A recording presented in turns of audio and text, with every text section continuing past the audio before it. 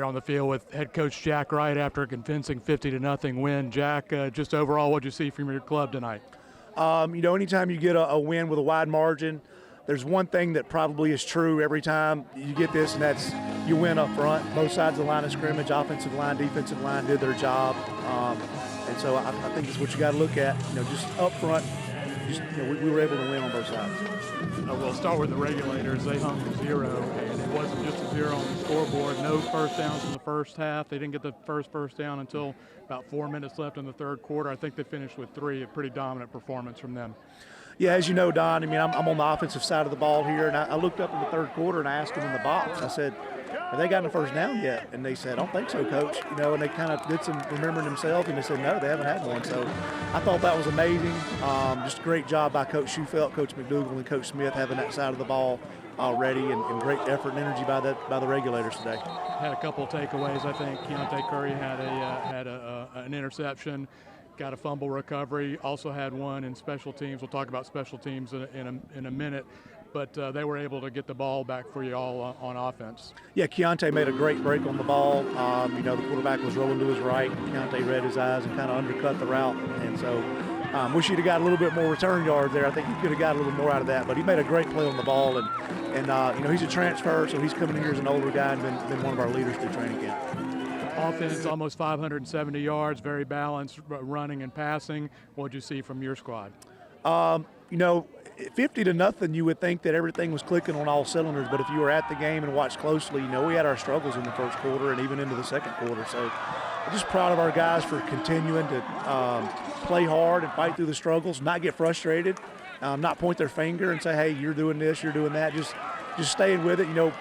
Things didn't go our way offensively in the first quarter. We moved the football, got some first downs. We just couldn't seem to punch it in. And then, Dayon had the big return to kind of break things open. It got easier after that, it seemed like. Yeah, he had 2 90-yard rushers, and they were the 2 backups. Y'all were able to really wear them down late. You got good production from those 2 running backs late. As you know, Don, we've always rolled running backs here. There's never been, one guy that just gets every carry. T-Train came back from a productive freshman season last year, splitting carries with other guys. We were really proud of signing Trey and signing Chandler at running back. Felt like we had 2 really good commitments there when we got them on signing day. And you saw tonight, those guys run really hard. Good body lean. They fall forward, take care of the football.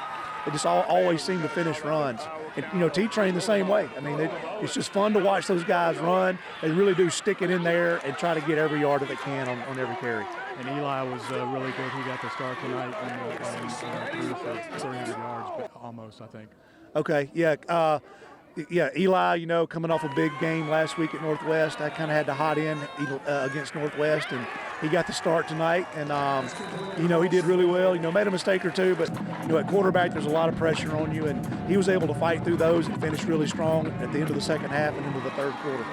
3 phases in the game, and I thought y'all special teams were outstanding. You talked about the offense struggling a little bit in the first half, and that was masked a little bit because Dayon had the big punt return that got 7 for you.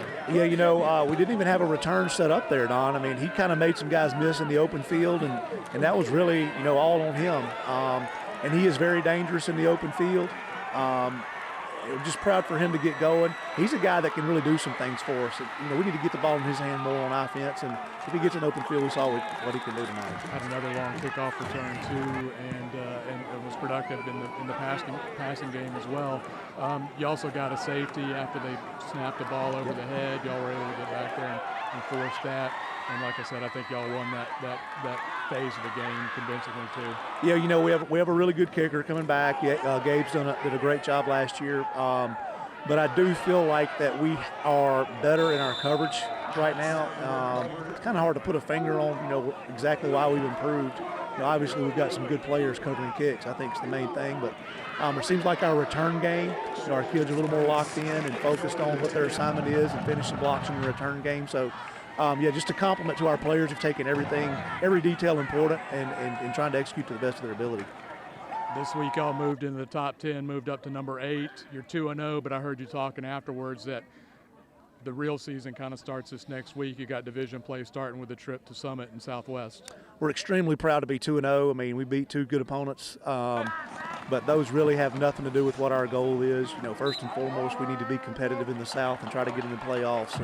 And so next week will be a big step towards that, getting in the win column next week, hopefully, versus Southwest. And so, we'll be completely focused on what they do this weekend and into Sunday when our players come back.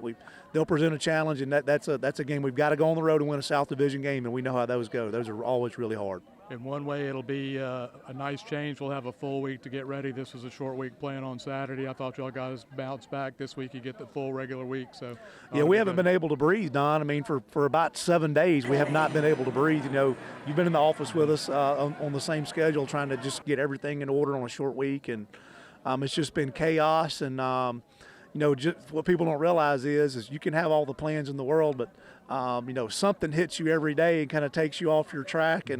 But again, I really want to give our coaching staff a lot of credit. They battled through all that. Our players battled through all that.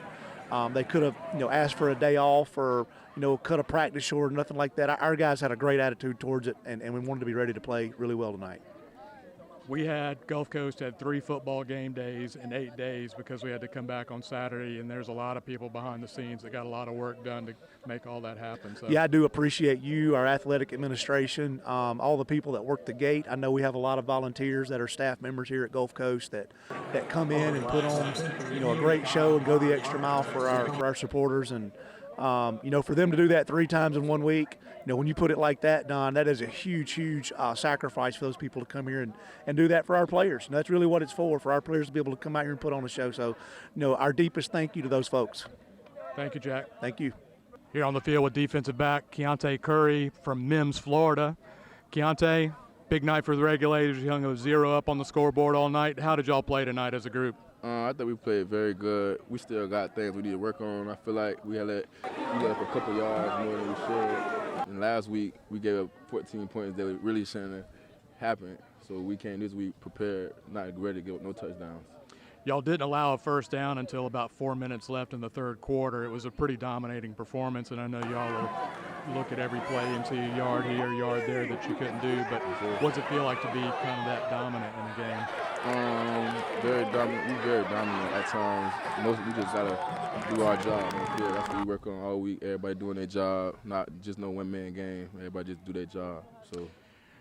You had the interception. What happened on that play? Like I said, I dropped back and covered his zone. We was in zone, so I dropped back in the zone. The quarterback, it was reverse, so I had to go to the field. He rolled out to the right, and I just ran over and caught the ball.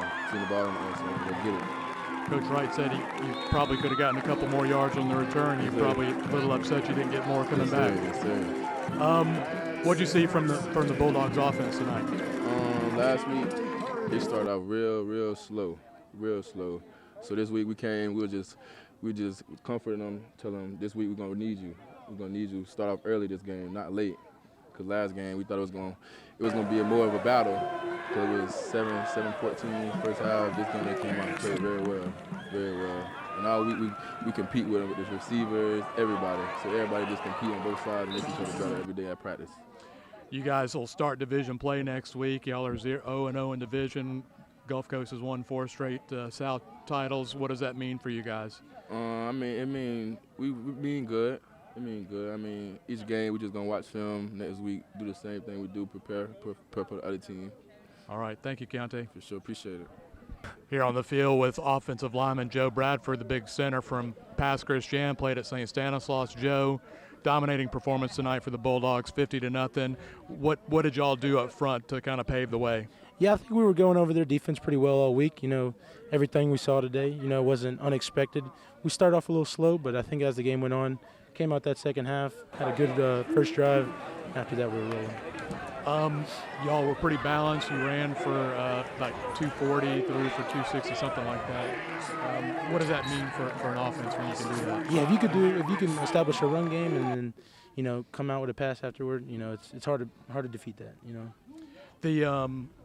The running backs, you had 2 90-yard rushers, and they were the backups. What did you see from those guys? Yeah, no, I saw that last drive I was in. I worked with my guy, and then I just see Chandler run up the middle. Once I saw that, and then Trey Hall came in afterward, and I was like, wow, if we can do that all year, even with the backups doing that, we'll go far. What'd you see from the Regulators tonight? They didn't allow a first down until the third quarter. You know, honestly, I don't remember the Itawamba getting a first down until like that third quarter. So if we can keep that up all year, you know, that's what we great. You're one of the leaders, sophomore leaders on the team. Next week, as we start division play, Gulf Coast has won 4 straight division titles. What are you going to talk to your guys about to try and keep that streak going? I think the biggest thing would be consistency. You know, if we could start off hot like we did that second half, if we can do that from the beginning of the game till the end, you know, we can go and defeat everybody like we did today. But, you know, the games are going to start getting harder, but, you know, if we can keep that up, everybody on the same page, we'll be all right. All right. Thank you, Joe. Appreciate it.